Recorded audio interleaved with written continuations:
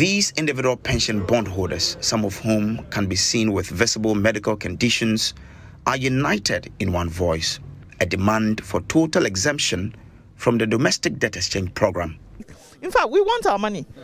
We don't want to be part of this program. If he can't even pay the coupons, he should give everybody their money. Let us live our lives. Do you understand me? Because I don't have anyone to take care of me. Some said their survival and payment of medical bills depends solely on the coupons from their investment. I invested my money because that is what I'm going to live on.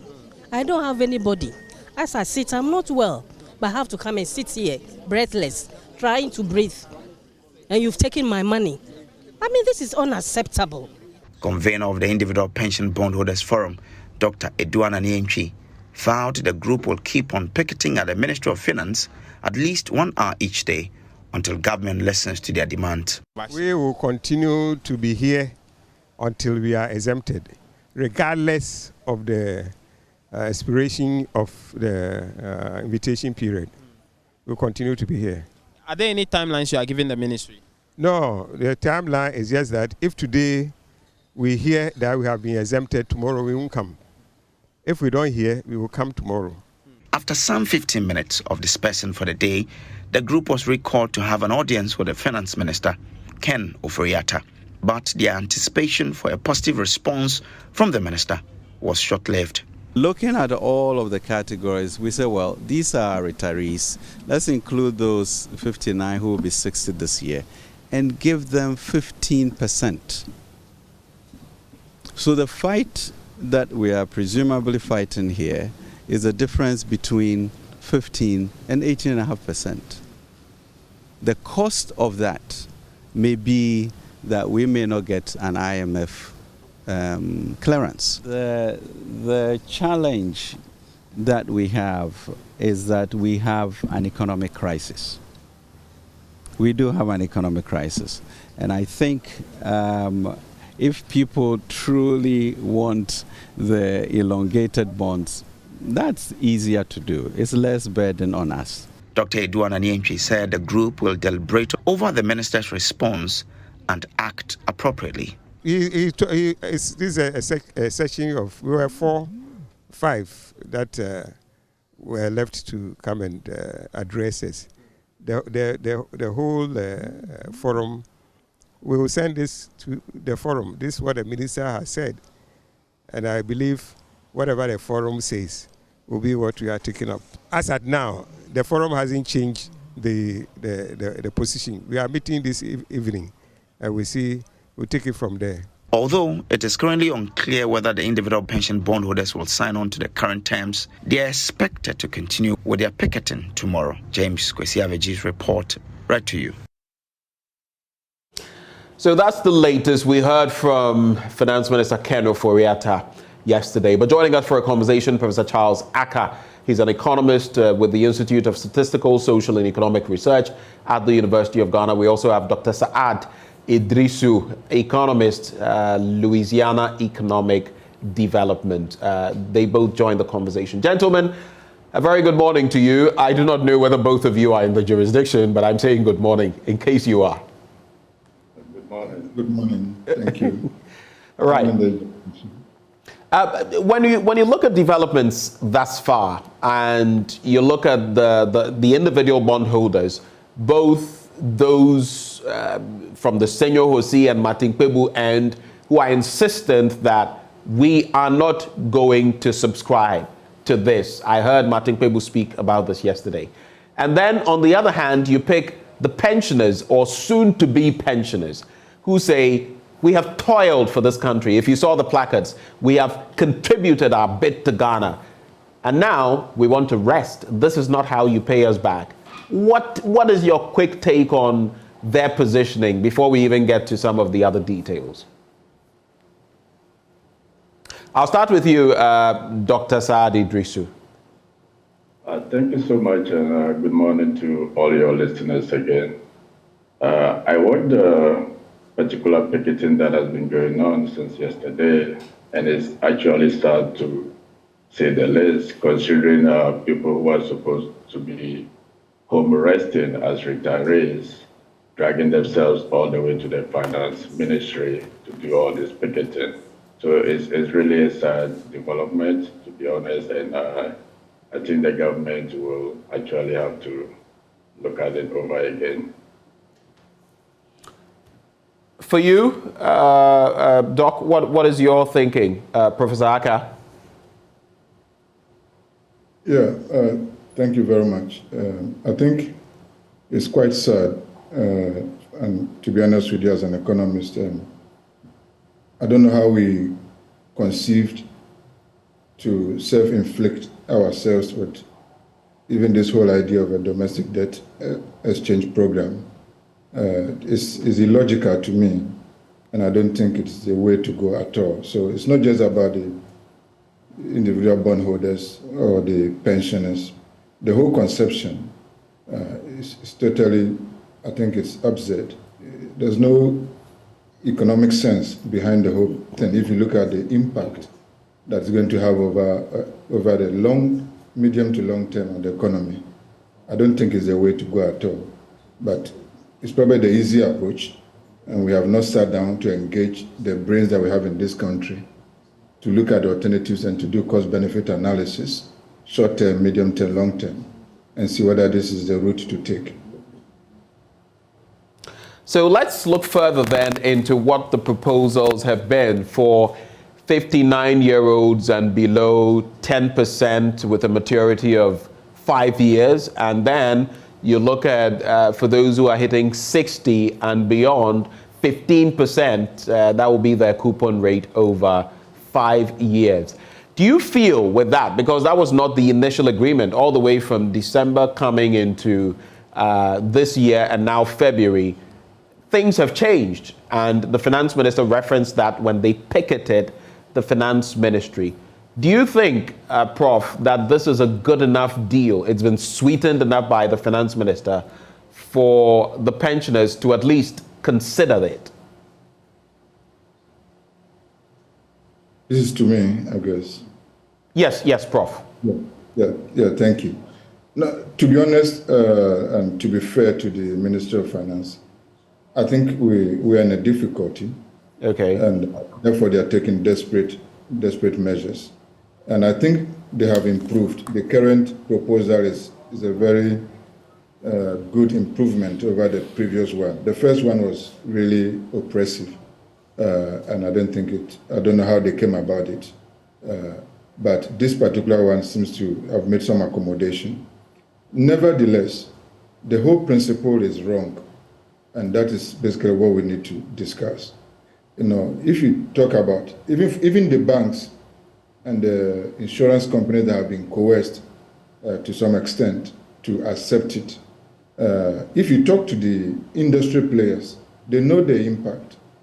They know the stress tests they've done, and they know how this is going to impact on solvency, capital adequacy, liquidity, profitability. Jobs are going to be lost because operating costs for the banks in the financial sector is huge. The cost-to-income ratio, according to the Bank of Ghana standard benchmark, is supposed to be anything below 70%. Most of the banks are operating cost-to-income ratio close to 90%. So, and even the central bank itself, if you check the balance sheet of the central bank, their cost-to-income ratio of the central bank itself is close to 80%. So the central bank itself is not really profitable because cost of doing business in Ghana is huge, it's high.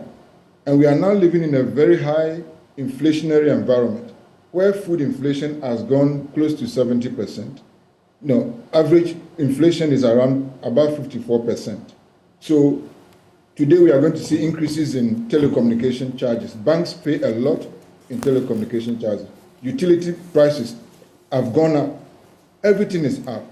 They have to increase wages for their salary, the workers to be able to be productive. So the cost of the banking sector itself, an insurance company, is rising in this period. And yet their profitability is going to be compromised by this whole design of a domestic exchange program. So many banks, and what the Bank of Ghana is promising, 15 billion, whatever emergency fund, is neither here nor there. It's inadequate. If they had that money, they should use that to pay the debt. So why do you want to imperil the financial sector and then promise them of an emergency fund? If the central bank has money that they can use to set up an emergency fund, let them come up with the money. After all, they are the central bank. It's the lender of last resort. They are the only institution that has the legal mandate to print the CD. So if they cannot help us, and then they now impose such a huge cost on the financial sector, I'm afraid that the estimate that we see is that it's going to take us more than a decade or more, or probably a generation, to come back with a sound financial system again. And I don't think we need to do it to ourselves. But apart from that, the individual... And especially, if I may chip in, on the back of the banking sector cleanup, which had its own ramifications, and the fact that we know that last year, 2022, lots of banks incurred losses, so to speak, where we are also missing our fiscal targets. It means it would really crunch, it would bite hard when it comes to this debt exchange, wouldn't it, as far as the banks are concerned? Seriously, the banks are really impacted. Already they are struggling. You know, the financial cleanup affected a number of them. And during periods like this, when we are having global slowdown, GDP growth, consumption, investment, things are down, it's going to affect many of the bank's profitability. And there's going to be a lot of impairment and non-performing loans because people are already struggling businesses are struggling. So those who have even borrowed from the banks are going to struggle to pay. Now, do you feel that could result in some of these banks going under, folding up? Oh, definitely. I mean, it's something that I wish it doesn't happen, but this is something that it's likely going to happen. Unless there's some emergency situation that's going to help resolve this issue, banks will fold up. If they don't fold up and they're able to still mobilize enough liquidity, what will happen is that they have to cut down their costs significantly. And I can only see the only culprit will be to lay off workers. So there's going to be huge retrenchment. And people are going to be unemployed. In such a high inflationary, high cost of living environment, people are going to lose their jobs. Already people lost their jobs during the financial cleanup, during the COVID, and then we now also face another job losses. The living standards are going to be affected, homes, school fees, and all of that. Then you're also looking beyond the banking sector. You're talking about the insurance sector. The insurance sector means you are risking the insurance sector so that people who have taken insurance, whether it's life insurance or whether it's fire or any insurance, basically they may not be able to have their claims. When you need to go for a claim, you realize that insurance, they don't have liquidity. They can't pay. So that's also dangerous. Then you now come to individuals. Look at these pensioners that went picketing. I mean, I think we should be ashamed. This is not a compassionate way of running a country.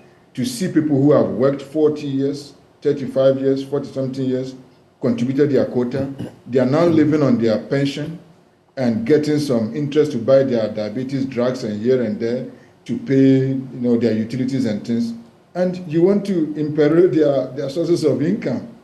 I don't think it's fair. I don't know why we need to do that, to be honest with you. Dr. Idrisu, so the picketing has started. They say they will continue with that enterprise. But what do you think the implications would be for any groups that do not participate in the debt exchange? We've already been told that there could be some consequences for the old bondholders. What do you see to be the likely implications? Well, first of all, I have said it on some of your sister platforms that I honestly don't just agree with the program, and I agree with everything that Prof is saying, because if you look at the whole thing, it's like the government is cooking you bitter soup. In the northern parts, we have this particular soup we call shuwaka. It's bitter leaves, made from bitter leaves. So the government is cooking you bitter leaves, right? Then at the end of the day, you complain. The government goes back and comes back to tell that I've added some fish into the bitter leaf soup for you. You complain again, he comes back, okay, I've added some meat into the bitter leaves. It doesn't change the fact that it is still a bitter leaf soup, which cannot be taken by the people who are concerned or the people involved. So no matter how the government comes up with new terms, it is still going to affect the individual bondholders. It is still going to affect the pension holders, and it's still going to affect the entire banking sector. And with the entire banking sector, the way Prof was saying it was actually right in terms of the liquidity and all that. And why is it so? It is so because if you take the Ghana economy we have right now, these bonds, majority of their investment is in government bonds. You know, based on the 2007-2008 recession that happened, it made government bonds the safest form of investment for these financial institutions. So they stopped even giving loans to individuals who come and rather invest in these government bonds. So right now, if government is coming back to say that they are not paying all these investments, interest and all that, then definitely we should expect a drastic impact, negative impact on the economy. Government may feel like, okay, it is doing all these changes to be able to restore the economy. But in an attempt to restore the economy, you don't destroy the economy more. And again, if you look at that whole initiative that the government comes back with the 10% for under the age of 59 and 50%, it's still bitter leaf soup government is cooking. It's not going to change the fact that these pensioners will still be affected. And again, a lot of them make the investment. Some of them subscribe to 50-year bonds, some 20 years, depending on their retirement plans. Someone retires expecting that, okay, in the next 5 years, in the next 10 years, my kid will be going to college, university, and stuff like that. So whatever interest that I will be getting, that is what I will use to support my kid's education. Pensioner, that is probably their plans. Now you come back and you cut it short. So you realize that it's going to have an impact on them, including their families and all the dependents that are under them. So I think, the whole concept of the debt exchange program is actually bad, is ill planned, and the government is even rushing into that. Again, the defense that has been given by government communicators is like, we are doing it to be able to secure an IMF bailout, which is the 3 billion over the 3 years. So if you look at this whole concept, it is like you are doing something to help your local economy just to get more additional loans. So at the end of the day, government interest is just to borrow more, create room for a good credit to go and borrow more. But that brings up the question, what happens to the existing borrowing government has been doing over there? Let's be realistic. Because in 2016, by December 2016, our total public debt was around $21 billion. As we speak, by September 2022, the total public debt is $48.9 billion. So government has almost doubled the public debt within a short period of 6 years. So with all about 10 to $20 billion that you have borrowed in 6 years, if you couldn't do anything meaningful with it, what are you going to do with just $3 billion from IMF in 2 years? Are you suggesting, are you of the school of thought that, yes, we've borrowed a lot because, like, some would be quick to point to you, the Americans, for example, borrow quite a lot, but it depends on what they do with their borrowing. In our case, have we done enough with the huge sums of money that we've borrowed, not to even add the sums of money we got for free on the back of COVID-19? Exactly. So that is why I'm asking that question. I don't want to say that the government hasn't done absolutely nothing and to look like it's just a political statement. But let's be realistic and look at what the government has actually used all that borrow for. What is the economic returns from that borrow? I was happy when the 1D1F program came along, and I was expecting that part of the government borrow will be using those industries so that at least we could get some exports and all that. But along the line, I threw up the questions even to the Ministry of Trade to come out and even tell Ghanaians, each industry, how many people have been employed. Just one particular industry, how many people practically have been employed in the industry. What is their wages, or how much are we even getting from that particular industry? So if you dig deeper, it seems a lot of the borrowing that has been done has just been for consumption, but not for capital investment. And if you borrow for consumption without capital investment, then why are you going to get returns to pay back all the borrowing that you have been doing? And that is the situation that the government has put the entire country in, or the finance minister has put the entire country in. And right now, the poor retirees, as well as individual bondholders, are being asked to pay, excuse my term, for the recklessness of the government or the recklessness of the finance minister. I think it is totally unfair, morally, religiously, either way you look at it, even constitutional. It is unconstitutional, even though our Attorney General has come back to retract his former statement of the whole program being unconstitutional and, could be sued and all that. But still, it is still unconstitutional. I think the government actually has to look at alternative measures, which some of us have been suggesting, but unfortunately, the government doesn't listen to some of these suggestions. Even the IMF that the government is going to, the IMF has alternative debt sustainability measures. And one of them is called the debt swap. Why is the finance minister not asking the IMF for that debt swap instead? Why is he just bent on going with the debt exchange rate? Because the debt swap has been implemented by countries and it benefited still under the IMF debt sustainability. So why is our case just different? And I will give you examples with cases of this nature. Even just currently 2002, Zambia implemented a debt for nature swap. So with the debt swap, you don't have to actually, go the tangent the government is going. You just have to find an organization that will be interested. It's like buying the debt or part of the debts that you have. They come in, they buy part of the debts that you have. So whatever interest payment that you have been making, you will use that money domestically to help with domestic activity. Right. So let's say if government decides to go for, let's say, the Paris Club, right, to come in with a debt swap, one of their concern areas is environment or climate change. Galamsey is a typical problem we have in Ghana. The government could use that to negotiate a debt swap, which could be debt for environment swap or debt for nature swap. So at that point in time, they will come in and, buy some of the loans, depending on whatever negotiations or whatever the terms are.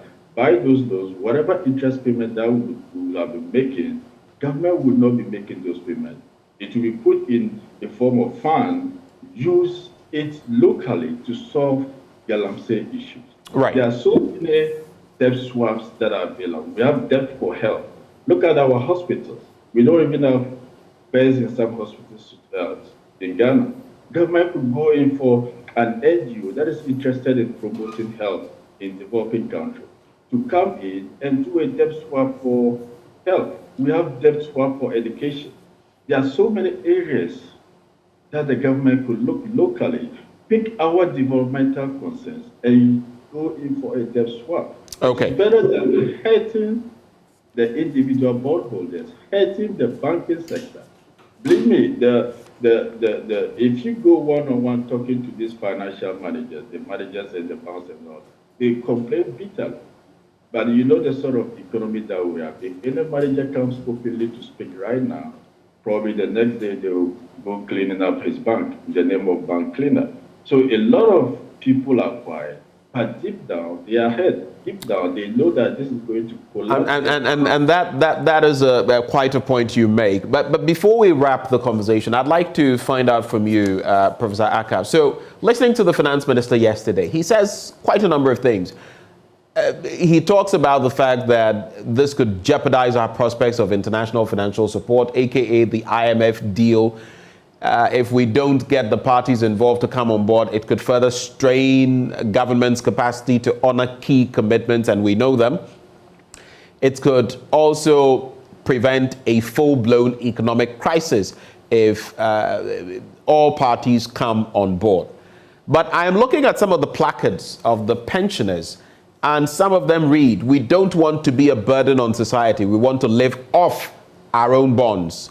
We use our bond yields to pay our rent, medical bills, electricity bills, and water bills." Another one says, "Pensioners paid their dues to the nation. When you look at all of these, the question is, the finance ministry is gearing for at least 80% or more. Is that too far-fetched? And is that part of the problem, this all-encompassing narrative where they want to rope in everybody? Prof. Yeah, thank you. So let's not forget that I think this whole domestic debt exchange program is an instigation of the IMF. So the finance minister is actually not independent. Finance minister at this moment is being manipulated and controlled by people from Washington, D.C. But even in terms of going to the IMF, like Doc just mentioned, we could have opted for a debt swap. I mean, it's not set in stone, is it? Yes, so that's why I agree. I think they have taken a very narrow view of our current problems. And I think that is the most unfortunate thing. I've heard people suggest that they should have a kind of consultations, wider consultations, a kind of a Senchi-like stakeholder consultation. I'm not aware, as an economist in the University of Ghana at ISA, I'm not aware that government has formally approached my institute or the economics department in Legon or the economics department in KNUST or UCC for any policy advice or any analysis to be able to help the government. Elsewhere, in countries like civilized advanced countries, even the president has a team of economic advisors who are professional, not politicians. The US government, Obama, current president, they have a team of well-known, reputable economic advisors to help the government. They don't come from a political perspective. They are professional economists that in situations like that, I thought that they would have even sat down with, not even with myself, but they are very senior economists in this country. Some of those who taught me. Okay, we talk about Professor Nezaite and co, and there are people there in this country, people who have been advising other countries. They travel all over the world. They even advise IMF, World Bank. Some of us, we have written things for IMF, for World Bank. We have been consulting over the last 15 years. So if this country has brains here, if you go to the business schools and the economics departments in this country, you will find a team of people that will sit with the politicians and can now discuss what is the way forward. We are already in a crisis. We acknowledge that. We cannot be blaming who brought us here, who brought us here. Let's forget about the politics. But we have a nation to build. We have a nation to build for our children. How many more years are we going to live? People like us, people like these pensioners. But for God's sake, we have children who are still in primary, nursery. What kind of nation do you want to build? Very soon, Ghana will be celebrating 65 years of independence. And we've been to IMF how many times? What kind of sustainable nation do you want to build? The countries that we started with, serious countries, have gone and left us behind. Some of them have never been to IMF for 65 years. Why do we think that we always have to go to IMF every 4 or 5 years? I don't agree with that. I think the politicians are not helping this country, and they should not think that they're the only people who have the brain to develop the nation. I think that there are several alternatives, and even the whole IMF program itself is not the first alternative. It's not the best alternative. And for anybody to suggest that when we don't have full participation in this domestic debt exchange program, this country will collapse, I disagree. It's a very narrow view. And if that's their thinking, it's better for them to get out, because this country must not collapse because of IMF. If the IMF did not exist, even the IMF itself can collapse. So are we saying that if the IMF collapses tomorrow, then there will be no more Ghana? I totally disagree. If you look at the scenarios, the problem that we have with this country now is our external debt. It's not domestic debt. The external debt is too high. It's been ramped up over the last years, and we don't have enough forex to finance it. We need to raise enough export to be able to finance that, and we have not been able to do that, and that is challenging us. And the country is totally dependent on import of crude, import of socially useless things, that we need to now look at how to save our forex, and then we can now build our reserves to finance that. Right. That is what we need to look at. But we decide to go to IMF. If you decide to go to IMF for $3 billion, just to balance your balance of payment. And they are now asking that for us to give you 3 billion, then you need to also cause some dislocation into your financial sector and cause your Ghanaians also to bear some of the pain. I totally disagree. That is the whole reason why they are trying to have a domestic exchange program. It's not because the government cannot finance the domestic debt. If you look at the domestic debt structure, you will see that this year, 2023, it's only about 37 billion Ghanaian cedis that will be due, principal. The whole domestic debt is about 137 billion. Most of it will fall due from 2027. For 2023, all that the Minister of Finance need is to raise 37 to 40 billion cedis to pay this domestic debt that will be due. Right. And we can say that in this country, this blessed nation with oil, gold, diamond, bauxite, with all these resources that we have, Ghana cannot raise 40 billion cedis this year, even from property taxes alone. I've done an analysis. Property tax from Accra alone, Greater Accra region alone, can give us over 40 billion cedis. If we are serious to go to the real estate sector to raise property tax 0.5% on every property in Greater Accra, we will raise over 40 billion to finance the debt that will be due this year. If we cause all the self-employed people that are not paying their taxes in this country, right, and ask everybody to contribute their quota this year, we can raise more than 10 billion from self-employment taxes to pay our duty. If we decide to increase corporate tax by just 1%, we can raise more revenue to pay the domestic debt. We just have to be innovative. Next year, 2024, only 15 billion of the domestic debt will be due for repayment. 15 billion, 2024. 2025, 15 billion. So between 2023 and 2025, all that the Minister of Finance needs is 67 to 70 billion Ghana cedi in 3 years under the time that we are under the IMF program. This is far more than the IMF is giving us. And we are saying that we cannot raise this money in this economy. I disagree. I think we need to sit down and have a wider conversation with academia, with experts, and we can discuss to see how to raise this revenue from here without derailing and impoverishing the financial system. Prof, very interesting those points you make, especially in terms of what we could get from the property rates. And if you've seen the GRA's the banner headline in the Daily Graphic today, GRA MMDA's target 1.77 billion Ghana cedis, and you're talking in excess of 37 billion, what we could actually garner from that. But we're grateful that you took the time to join us, Professor Aka, and we wish you the best of the day. I'll take your concluding comments, Dr. Idrisu, in some 30 seconds if you can. Yes, I will conclude by saying that the government will really have to get back to the drawing board, engage more stakeholders, as Prof said. I mean, even people who work at the IMF, some of them have been classmates to Ghanaian economists. So the government doesn't need to just look down on deals that have been issued out. Let me give you another example. Look at what is happening with regards to the gold for oil. How do you take gold out and import oil? When we have thermal oil refinery, that could help in some of our oil refinery in the country. Why don't you go out, look for partners who are interested in the oil business, get them, bring them, engage them in any form of debt swap so that it will be for debt for equity. Give them some equity in thermal oil refinery. They will revamp the industry. Then at the end, it's going to bring in more foreign exchange for the economy.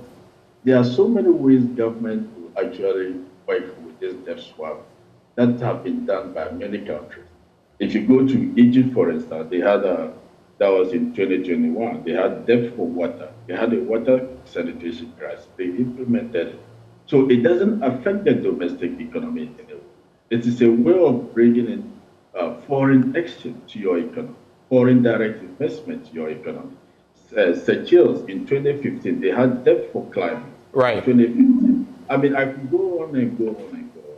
And again, the final thing I will say is that, I mean, no matter how much loans the government even goes to the IMF to get, or no matter how much domestic revenues we raise, If we don't seal corruption, we wouldn't go anywhere as a country. It doesn't matter which political power is in government.